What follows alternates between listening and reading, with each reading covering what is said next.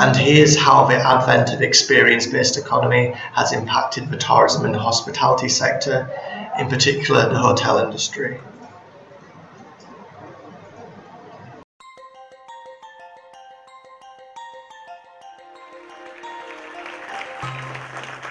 So I'm here to talk about what we call the experience economy, and specifically about the hotel industry, the tourism industry. And we're going to go through a few different things. The first thing, in general, when you look at the internet and what the internet has done to commerce in general, you see that it really commoditizes most product and services that are being sold online. And what I'm saying by commoditization, I'm talking about the fact that when you go to buy something, you don't care as much about the brand, because the internet gives you a lot of information to compare it, to shop it, to look at other prices. And that's the first thing that it does. And the second thing it does, it really reduces the emotional attachment during the purchasing process. Those two things commoditize a product.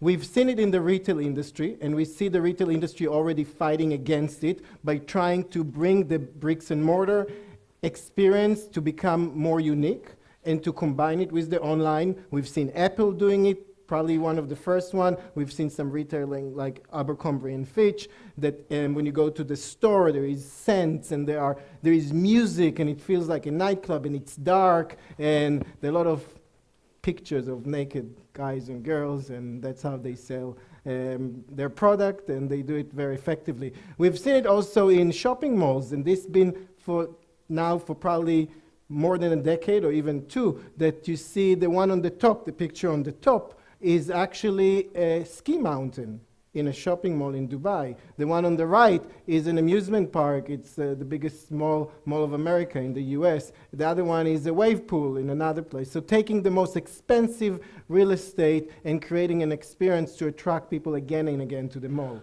And then we see it also proliferating into the service industry, like banking. And we've seen it even in telecommunication, and on and on. But surprisingly, we start seeing it also in the hotel industry. And when I'm talking about the hotel industry, I'm using the word surprising because when you go on a vacation and you decide where you want to stay and what destination you want to go to, it's quite a complex process. It requires a lot of research. There is a lot of emotion attached to it. But when you make your decision, especially when you're about to choose your hotel, often we've been seeing it that it's becoming a commodity, meaning you decide to go to New York, and you don't really care anymore if it's a Marriott or Hilton. And you have other things that make the decision. So let's talk a little bit more about the hotel industry for the people that are not as familiar with the industry. The industry has three main players. The first one is the asset owner. So it's the person that owns the building. It can be an individual, it can be a bank. The second one is actually the brand itself.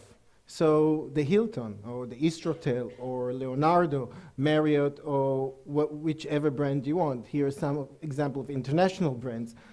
And the third one that most people don't understand is the management company, which is not always the same as the brand itself. Now, sometimes you see different combination of the three, that maybe Hilton is the owner and the management and the brand, but sometimes you see it just as one or two or different combination. So let's talk specifically about the brand and what is happening to the brand in the last 20 years. So when we talk about a brand, we look at the brand as a promise.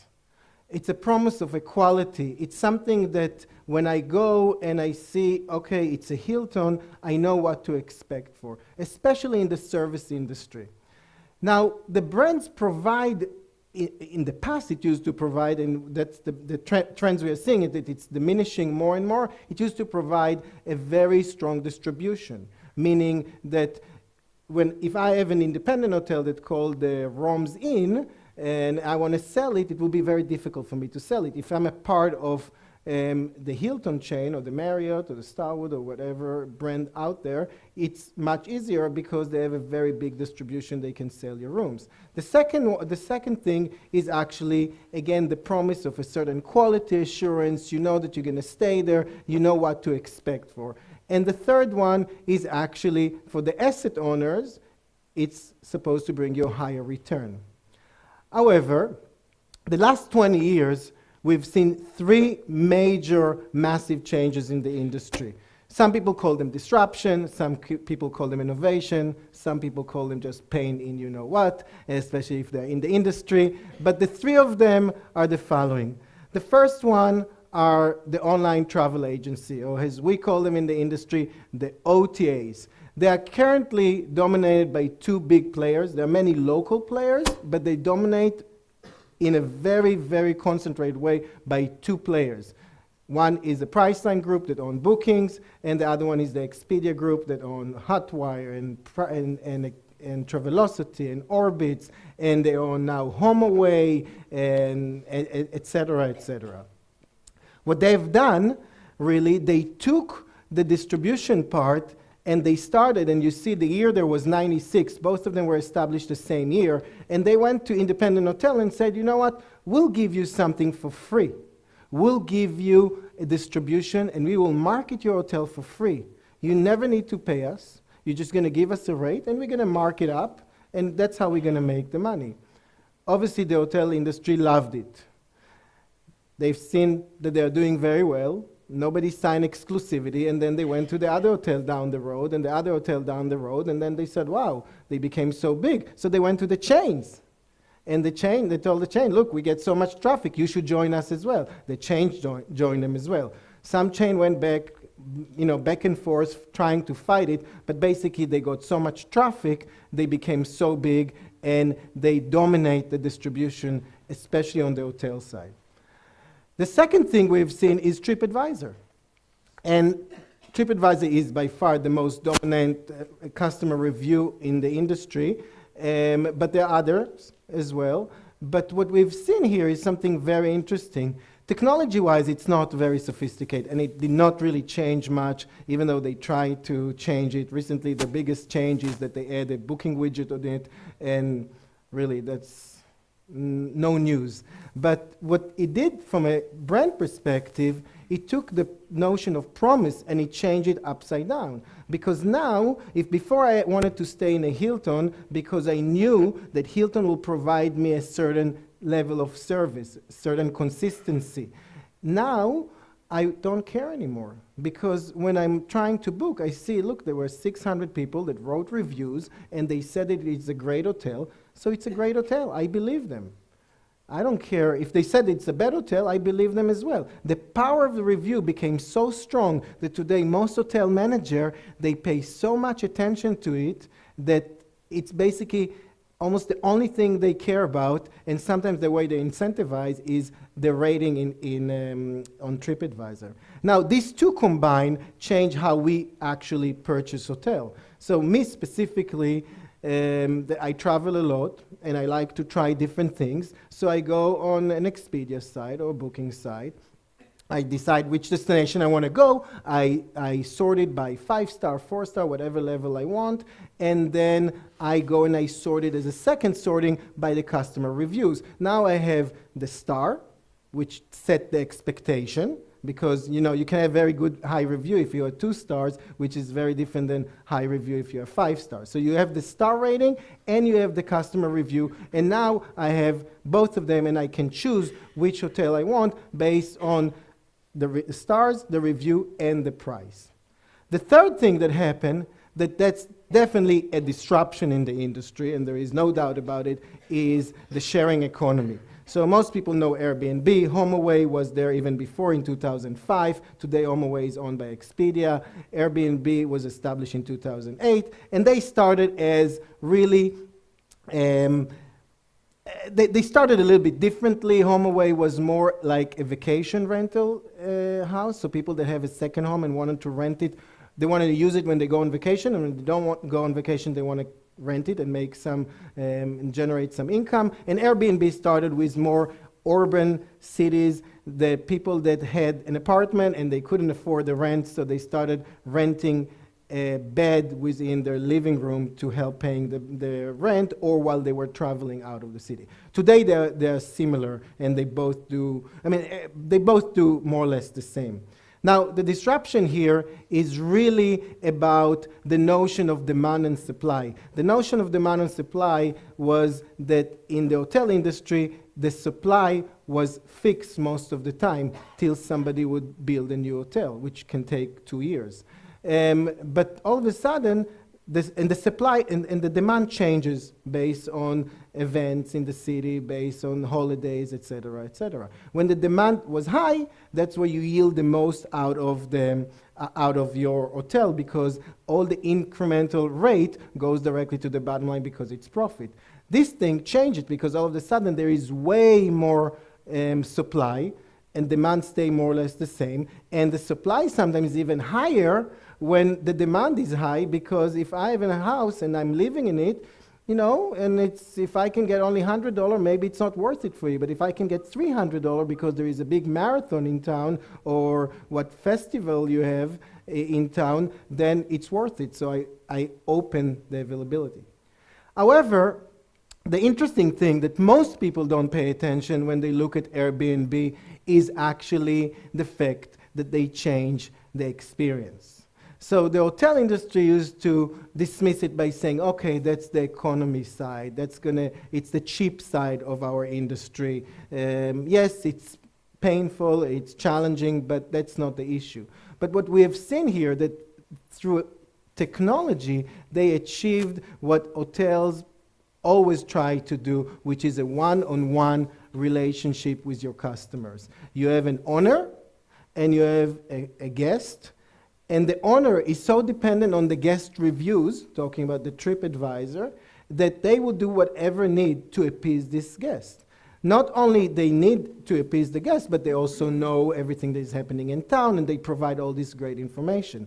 So what happened is that all of a sudden the experience in Airbnb became very, very unique, and technology really resolved a lot of all the other operational issues, like getting the keys and opening the door and cleaning, etc., etc.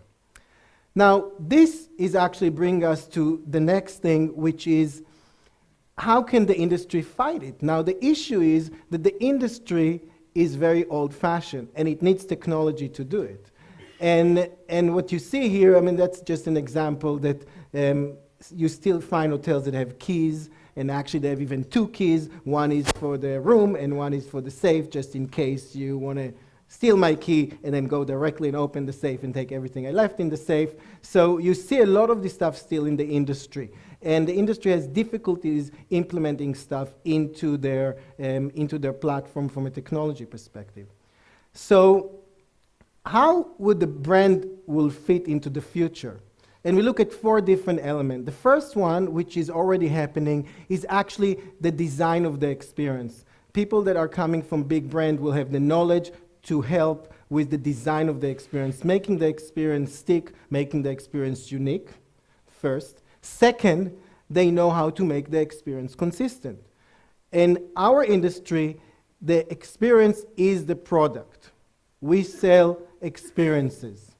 And if it's not consistent, it's not a good product. If one day you come and you get one thing, and the other day the service is not as good, and the food is not as good, or the room is not as clean, it's not good enough. Therefore, the consistency is extremely important, and you need to have professional people to do it.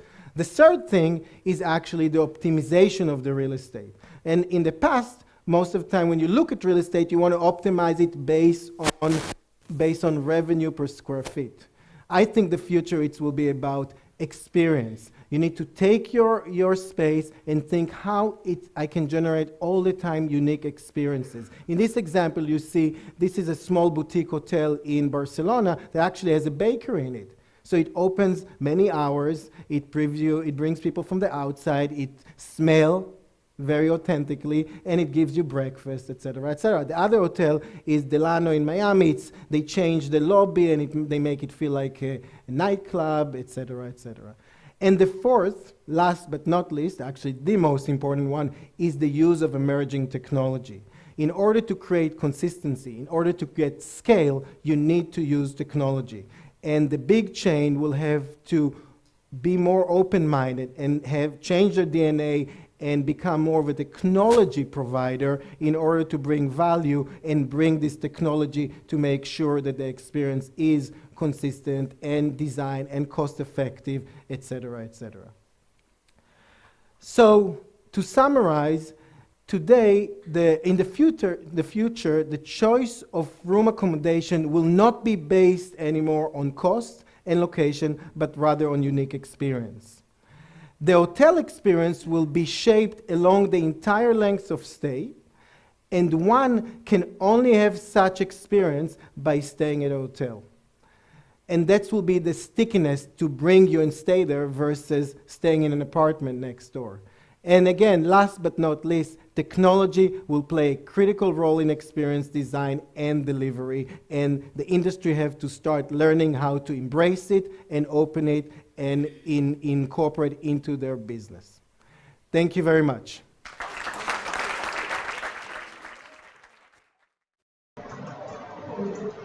The advent of market trends like experience economy are things that need to be adapted to. The travel industry has to respond to the rise in experience-focused tourism, and destinations where tourism is growing, such as your own, need to almost get ahead of the trend and work out what is the next big thing. So in summary, look at these screenshots of YouTube videos about the Marshall Islands. What content can you produce to counter this negative press? How much do things like this negatively impact tourism? And are there any positive spins you can put on it?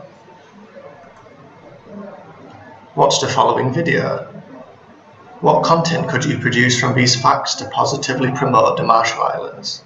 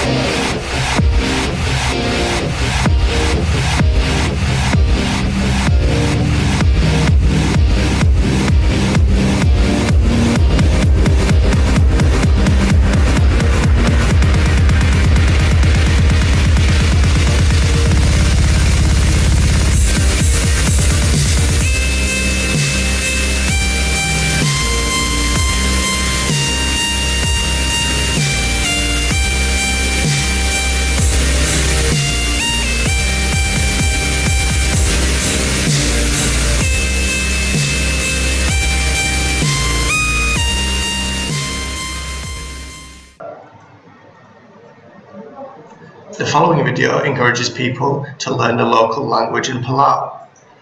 What experiences focusing on experience economy can you think of based on language learning? For example, homestays and immersive language courses. Stop. Come on. If this is a prank, I'm smart. No. What's up, everybody? What's up, my dreamers? This is the first time I use this in my video. Today, we are going to teach you how to speak Palawan. Oh. What's up, dreamers? Today, we are going to teach you a few Palawan words that you might need when you go down to Palau. I would say 99% of people in Palau speaks English. That's good. So it shouldn't be a problem for you to speak English. Just in case you want to get local on them. Here are a few words that you might want to learn so that you can communicate with the locals. Number one, in case of emergencies, in case of an emergency and you have to go to the bathroom, what do you think the word is for bathroom in Palawan? Benjo? Benjo. Actually, benjo is a Japanese word, but the Palawans use it a lot. So, the word for bathroom is benjo. So how do you ask where is the bathroom in Palawan? Ngarger benjo. So ngarger is where is, benjo is bathroom. So the word you want is benjo. The sentence you need is ngarger benjo. Ngarger benjo. Good. Ngarger benjo. Yes. I feel like Dora. Feels like Dora. All right. Hey, can you say ngarger benjo? Ngarger benjo. Okay. Say you're just waking up and you go outside of your hotel room or you go outside of the door and you see someone that you want to say good morning to. Like? Ungil tutao. Ungil tutao. Ungil tutao. Can you say ungil tutao? Ungil Put your tutao. hand up. Say it. Ungil tutao. No. Ungil. Ungil Ungil tutao. tutao. Ungil. Ungil tutao. One more time. Ungil tutao. Good job. I can go for doing this. Okay. To say good morning, you say ungil tutao. Ungil tutao. Ungil tutao. Yes. Yeah, I sing it all the time. We used to sing it to you when you were little. Now, after you say ungil tutao, the next question you want to ask is, how are you? And how do you say how are you? You don't know. Like? Kawangarang. Can you say kawangarang? What? Kawangarang. Khao. Ke? No. Ke? Kawangarang. Kawangarang. Kawangarang. Ke? Ke. Wangarang. Warang. Ke? Ke. Wangarang. Warang. Wang? Wang. Ngerang. Rang. Erang. Rang. Kawangarang. Kawangarang. Close. All right. She's better than So far we have learned Ariela Bencho, Ungil Tutao, Kawangarang. Now, say an accident happened, you get sick or something. Just in case, I'm not saying that's going to happen to you. So you have to go to the hospital. What do you ask? First of all, what's the word for hospital? hospital. Very close. What's the word for hospital? Hospital. Hospital. Really? That's how you say it? Yes. With an accent? Yes, just say it with an accent. Just Hospital. like emergency. so the English word is emergency, but we say emergency. So they won't understand you when you say The first time I used it, I was at JCPenney and there was an emergency and then I was panicking and I was like, hey, we need to go call the emergency. What? Call the emergency. And they're like, what? I was like, call 911. And then they're like, oh, call emergency. Oh gosh. So the word for hospital is hospital. And how do you say where is? Narget. Oh, Narget. So how do you say where is the hospital? Narget hospital. Narget hospital. So that's basically where is the hospital.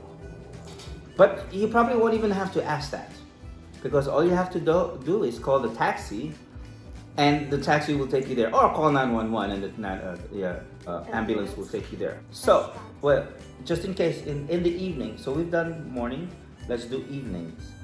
And when you're going out to have dinner with some of the people, how do you say good morning? Oh, Okay, so now you know that ungil is good.